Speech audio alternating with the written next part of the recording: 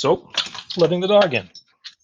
Recording the screen like usual, recording the screen that doesn't have your faces on it, and audio won't play any of your audio. So there we go. Oh, and I need to present to you guys. So present.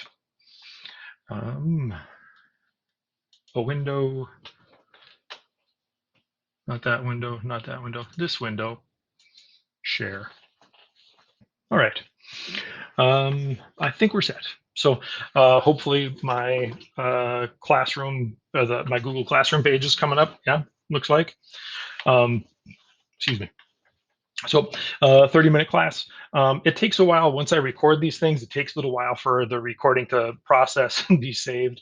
And I don't know whose image is that, but I kind of love it.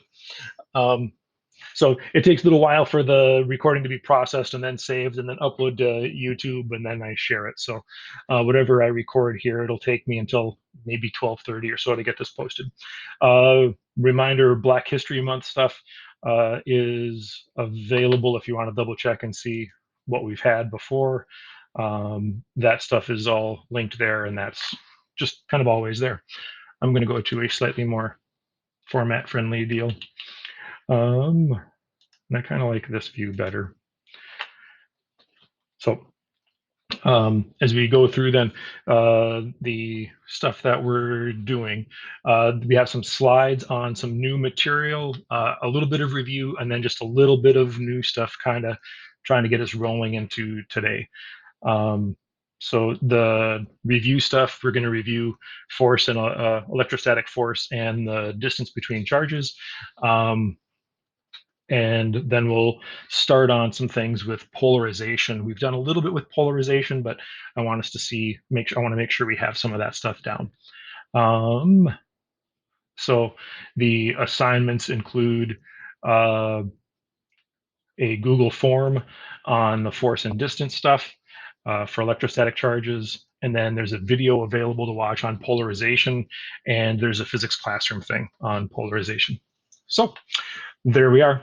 For the notes or for the slides that I'm going to go through, if you are interested in writing some things down, you surely can. Let's see, where did I put that? Down here. So under electric charges, there's this optional note sheet. You don't necessarily have to ever print that out. I mentioned this before. It's just maybe a format that if you want to write things out, that might be helpful. And then this is the previous slide sheet. The slide sheet that I'm going to go off of today is one of these, this one here. I guess I should have put notes in the title. I'll edit that in the near future so that reads notes on there or slides or something like that. So we'll go through this stuff right now.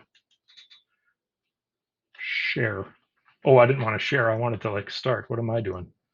For cripe's sakes, kids these days. And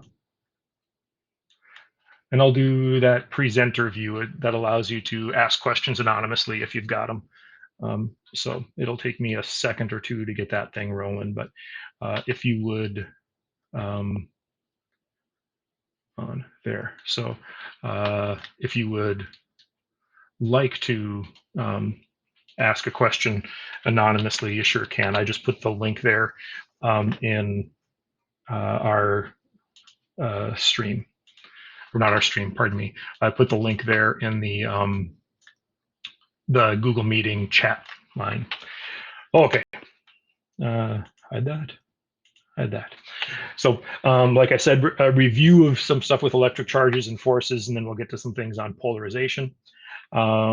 So a review on electric fields. We've talked about charges a little bit. Electrical charges do produce an electric field surrounding that charge, and it's like everywhere, right? They produce a field, and that electric field is available or exists everywhere. It's just that as you get farther and farther away from that charge, that field gets smaller and smaller, and at some point it gets so small that we kind of basically say it doesn't exist anymore, that it's essentially zero, close enough to zero to say, hey, we'll just say it's zero as you get farther away. Anywhere you put another charged object around an existing charge, they'd experience a field and they'd be pushed or pulled together. Electric fields, those things that these charges produce, they only interact with other fields and other charges. We've discussed things like that already. And we had in our previous slideshow, we had this is two different slides. If we have a positive charge, just kind of by choice at some point, physicists and experimenters saw that these things act in different directions, and they kind of had to make a choice how they were going to describe it. And the choice that they went with was, hey, we'll say that these lines or these arrows kind of point in the direction an imaginary positive charge were placed. So if this red positive charge is the thing creating the field, and we put an imaginary positive charge here, well, an imaginary positive charge here would get pushed that way.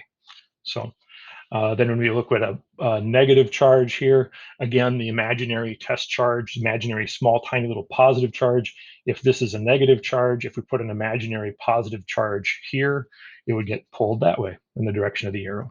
So the field arrows, those directions, they just kind of chose the direction to be the direction an imaginary positive charge would get pushed. And that's all things that we've discussed one way or another in previous sessions here. Electrostatic forces, I just want to make clear, there are some things that sometimes we might gloss over. And I realized that I might have gone over some of this without really discussing any of it. You know, sometimes you realize you're 5 steps down and down the road and you haven't talked about things. So just to be clear, then, electrostatic forces, a force. All forces are interactions. And so an electrostatic force is an interaction or a force or a push and a pull between charges, electrical charges. With electrostatic forces, the force pulls opposites together, or that's an attractive force. So if you have a positive and negative charge, it's going to pull them together. It's going to be attractive. Electrostatic forces, if you have the same charge or like charge, if I have two negatives, it's going to push them apart, be repulsive. If I have like charges, could be two negative, it could be two positive. If I have two positive charges, it's going to push those charges apart. It's going to be repulsive. And then if we take the word electrostatic and we kind of break it down a little bit, electro is really kind of telling us that we're dealing with charges. Static is talking about things that don't move. So whenever any field of science talks about static electricity or static friction or things of those sorts, we're talking about things that aren't really having significant movement. So electrostatic force is a force that exists on charges that don't move. And when we say electrostatic, that's really kind of emphasizing that we're not talking about circuits. We're not connecting a battery. We're not having things flow. We're not lighting up bulbs. It's possible to do some of those things with short movements, but we don't typically talk about that with electrostatics. Then when we get to symbols, big F for force, first semester, we would sometimes describe forces by putting a letter in the upper left to describe the type of force. So a letter in the upper left for this would be like E for electrostatic, and then the big F. And then it would be maybe like the left charge on the right charge. Is that so far so good? I'm not seeing anybody that's looking like I've beaten them up with weirdness. So I'm going to assume that we're kind of in a decent spot from there. So one more thing that I want to make sure we've got here, and I don't remember if I put it on the next slide. I did somewhere, but so when we were talking about this, if it's the electrostatic force of the left charge on the right charge, oh, I remember it is. It is coming up, but this ends up being a Newton's third law sort of a deal, and we'll see that in a couple of pages here. So when we're on this one, this is a graph directly from that Pivot Interactives lab. So in that Pivot Interactives lab, we recorded the force that the charges experience and then the distance between the charges. So the vertical axis was force, the horizontal axis was distance, and we have this curve. It's not a straight line. A lot of things that we do are in straight lines. So this curve makes us have to think about some things differently. If it were a straight line, we could say, hey, if I double this, that doubles. Hey, if I double this, that halves. It's possible to have that sort of a thing too. Or if I triple this, that triples. But this is not that. We have a unique curve. So in this instance, with these things, doubling one thing is not going to double the other. And with this curve, if I triple one thing, the other thing is not going to go down by a third. It's going to change by something else. Um, and that's where we have this relationship where the force is proportional to 1 over the distance squared. And in what we're talking about here, the way this is set up, this A, that letter A can represent everything that's not the electrostatic force or the distance between the two charges. I think I have that here. So when we're looking at this slide, um, so the two charges are a distance d apart. I just threw a couple of charges in here. So they're a distance d apart. And we can talk about the electrostatic force that the left charge exerts on the right charge is A divided by d squared. And the electrostatic force that the right charge exerts on the left, notice I said left on right up here, right on left down here. So this top one is the force that the right charge feels. The bottom one is the force that the left charge feels. They're both A over D squared, and the D is the same D for the two of them. And this A, as we're looking at it, that A accounts for all of the charges involved. That A accounts for the material between those two charges, if it's air or if it's water or if there's nothing there and it's a vacuum. All of that stuff is accounted for with this A. And if you remember from first semester stuff, um, if one force is the left thing pushing on the right thing, and the other is the right thing pushing on the left, well, if it's left on right and right on left, or if it's blue charge on red charge and red charge on blue charge, if it's just those two things, then the size of those two forces should be the same. Now, I did make a little mistake I see here as I've got this. Maybe I should try to, well, no, it's going to take a long time. If I wasn't presenting and I didn't have the little slide thingy up here, I would change it and I'll change it when we're done here. But please note the one mistake that I have here is I'm saying that they're equal, but in reality, they're same size, but they have opposite directions. So we can fix that by either putting like an absolute value bracket around both sides, or we could put a negative on one side because they're the same size, but they're opposite directions. So if one's positive, the other's negative. My apologies for that mistake. So far, I'm not seeing any questions.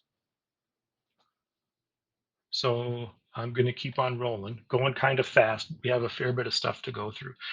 If you have questions, remember you can use the link that's in the Google Meeting chat to ask your question anonymously. If you open that link, you can ask a question and then click like make anonymous or something like that in the bottom left. Alrighty, moving on. So that was all review of some different things. That stuff is all the sort of things that's going to deal with that you're going to deal with when you're working on this electrostatic force and distance, this Google form. So when you go to this assignment in Google Classroom, so here it's O2-11 electrostatic force and distance. That's a Google form. And remember, when you're done with a Google form in this class, when you're done with this form, you can check your score. And then there's a button that you can click to review and see which ones you got right and which ones you missed. And you can take that quiz, or you can go through that. I shouldn't say quiz, my apologies. You can go through and work on that form again and try to improve your score. So it should show you which questions you got correct and which questions you missed. It is not supposed to tell you the correct answer, but it gives you time to go through and try those. So this is all dealing with those things and looking at, if I double the distance, the force should reduce not by a half, but by a fourth. If I triple the distance, the resulting force, I need to be careful with my words here. If I triple the distance, then triple is like times 3, right? So if I triple the distance, here we go. If the distance triples, then the force is A over now 3 times d squared. Well, 3 squared is 9. If I triple the distance, the force is reduced to being 1/9, not 1/3, but 1/9 of the original value. So we need to make sure that we're not thinking, if I double this, that one doubles. If I double this, that one halves. That is not true for this stuff. If I triple this, that one does not go down by 1/3. If I triple the distance, well, 3d squared, and it's like 3d, 3 is included in the parentheses there for like what we would be squaring. So if I square 3d, I get 9d squared. So if we triple the distance, the force would be reduced to 1/9 of its original value, which is a significant drop off. That's why we see when we go on this, if I triple the distance from here to here, that would be like over to here. Yeah. If we triple the distance, there's a significant drop off from here to here, which is maybe 1/3, 3 times the distance to the right. So there's a significant drop off. We need to be careful when we're thinking about that stuff. All right. Oh geez. Oh jeepers Darden. We're getting through things on time here. We've got 10 minutes left, and I want to make sure we set up a couple of things for the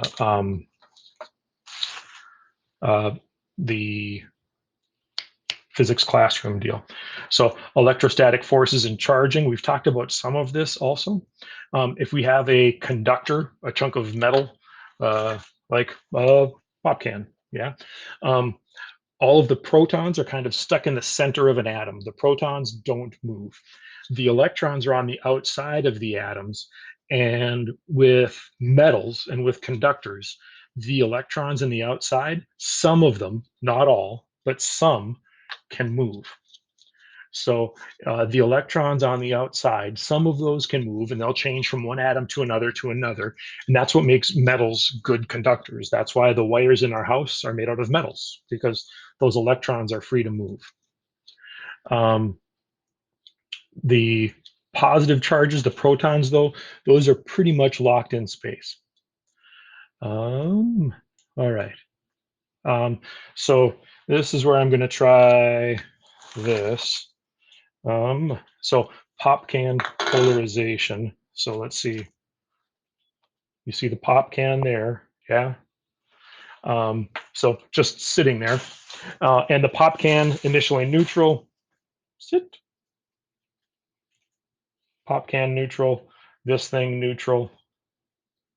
Nothing happening. Neutral. Now, what we can do is use polarization. So I'm going to just like friction charge this thing, right? So as we're doing this, we're sanding electrons off of one object and onto the other. So now this probably has maybe more electrons than it did before. And now we can see I'm not touching it. It's trying to move. There might be a little divot there. Yeah. So, and that's without touching the pop can. I'm not, and I was going to say I'm not using magnets, but it's an aluminum can. Aluminum's not magnetic. So, so when we're going through and doing this, when we get this to move, what's happening? Come on, you can. There must be a little divot there. What's happening is the, if this is positively charged, let's just choose, right? We need to choose something. So if this is positively charged, what happens is the mobile electrons on the pop can feel the force, feel the electric field from these positives, and the electrons kind of go that way. The protons stay where they are. This is still overall total neutral, but this is positive. So the electrons kind of run over here. So the electrons would be on this side of the pop can getting pulled towards the PVC pipe. And then I've touched it a bunch of times now. And as you touch it, you start to get rid of the charges, right? But the electrons go over here and then they feel that attraction and they would get pulled to this. This would still be, the pop can is still overall neutral. This has a charge that polarizes. That's what we say. This is overall neutral, but it becomes polarized. Some of the charges go to one side, leaving some of the other charges where they are. So polarized means that there's a separation of the organization of that structure. Some of the charges go to one side, others stay there. Um, so uh, if we were like in person-to-person classes, a fun thing to do is just like putz with stuff and see if you can find the best combination to charge something. A pretty good combination is just like the plastic target bags and PVC pipe. You can make that go. You can use like saran wrap. You can use all sorts of stuff. Socks, hair is pretty good if you don't have a bunch of product in your hair. So if we were in person-to-person classes, we would sometimes do like a pop can polarization race where you would find the best combination to polarize something and pull that pop can along. If you're crazy bored at home and you need something different to do, then hey, that's a thing you could do. um, a question posted is if the negative charges go towards the pipe where the positive charge is attracted, why would it go in the opposite direction? I might have misstated something, or maybe the person misunderstood. So I'm going to restate it just to make sure, because sometimes I'll say something backwards. So if this is positive, it's going to attract that would mean protons. So if this is positive, that would mean the electrons in the can that are negative would go over to this side, and then the negative charges in the pop can would get pulled towards this positive, the positive in the pipe. And so that would pull this thing along. And since the electrons are fairly mobile here, the electrons can kind of just stay over here. So if there's an electron like at this location, as the pop can rolls, the electron isn't going to go with the can. The electron would kind of stay close to this PVC thing. So when I do this, that makes it move this direction. So this is an attraction race, right? When I do this, it pulls it that way. It doesn't push it away. It pulls it with. I hope that clarifies.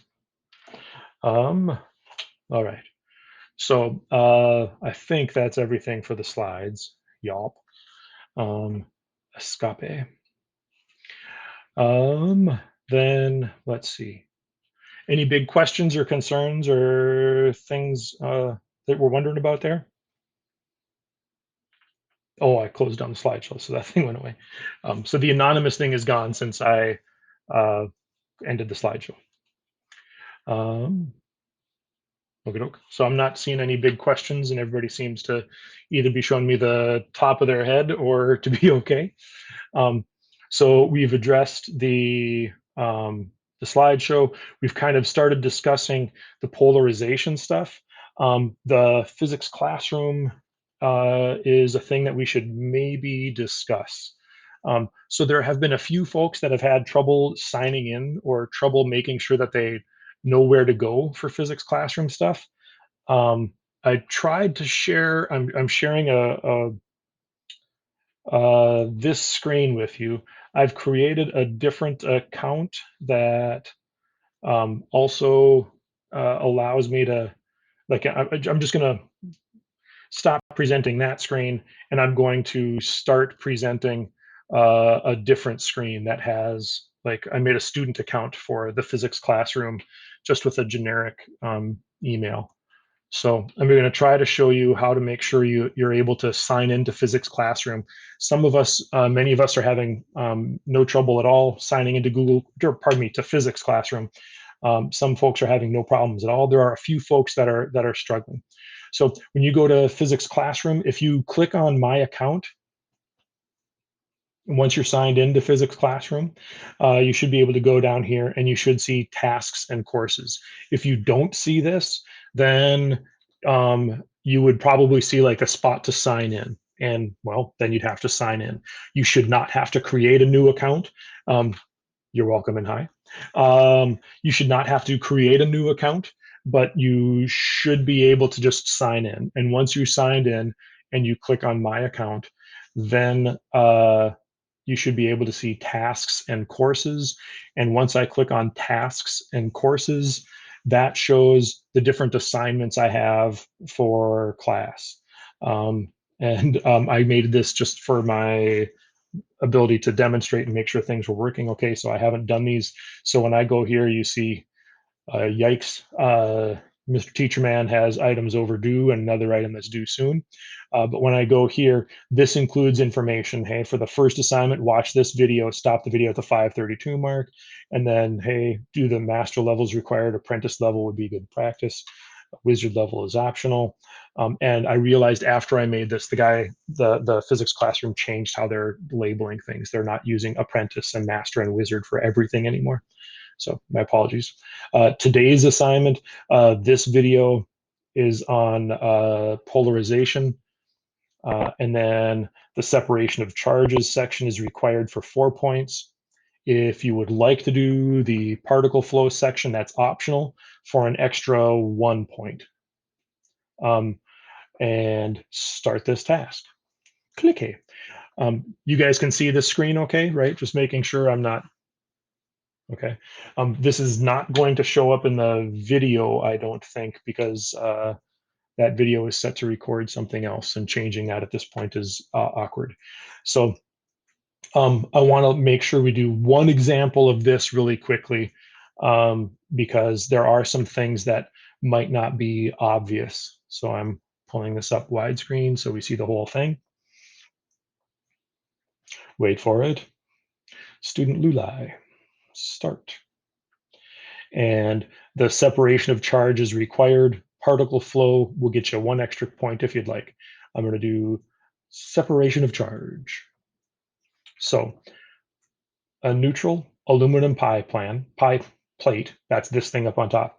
And we're getting really close to it's 10:58. So I hope to do this one fairly quickly, but if you need to go, you need to go. I understand. A neutral pie plate is brought near a positively charged foam board. When it's held near, what does the charge distribution look like? We have a few different things that we need to do. So this thing is positive. They're telling us this is neutral. This is a polarization question. So the aluminum pie plate, is it positively charged or negatively charged, or is it electrically neutral? Well, it started out neutral, so it's going to stay neutral. They say it's brought near a positively charged foam board. It doesn't touch. And if it doesn't touch, there's no charge transfer. So since it's brought near and it started out neutral, it's going to end neutral. But it is going to be polarized because of these positive charges. It still won't let me click on anything. When I first assigned this, or I was looking to assign this, I was like, what the bejesus, I've done everything. Aha! There's one more thing. We click up here, and it says up here, tap on the object to toggle through charge distribution. So we've said it's electrically neutral, but it's polarized. So now I click on here, and it gives me options for how the charges are distributed. Now, positives on the bottom, positives here, negatives here. If I look at this, this positive and negative cancel or add to zero. This positive and negative add to zero, add to zero. Yep. Good luck. Yep. So see you later. So these charges all add to zero, but we wouldn't have positives being pulled to the positives. So I toggle again. Negatives down here being pulled there. That seems reasonable. This is probably the answer I'm going to go with. But I want to show you a couple of things that might look tempting. It might look tempting like that. It might look tempting like this. But this, while tempting, shows the pie plate as having a negative charge. And they tell us that it's neutral. So this really tempting answer is tempting but wrong. So we need something like that. And now I say check answer. That away. I hope that makes sense. I'm not going to go through all of them because, well, it's 11:01. You have classes and classwork to do. But I wanted to make sure we saw at least one there. Escape. So that's what I've got for you. I'll stay on the line to see if anybody has any other questions or any other thing you would like to take a look at. Otherwise, y'all can move on and Enjoy the rest of your day. Thanks, folks. Have a good one. Thank you.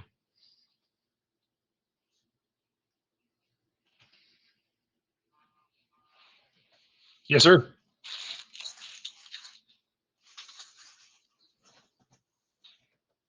Oh, yeah. Yeah.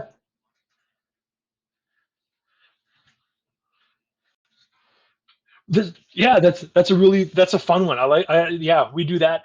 So normally when we're in face to face, we do a bunch of different electric circuit experiments, and or pardon me, not electric circuit, like static electricity experiments, and that's one that we do. That's super cool, isn't it?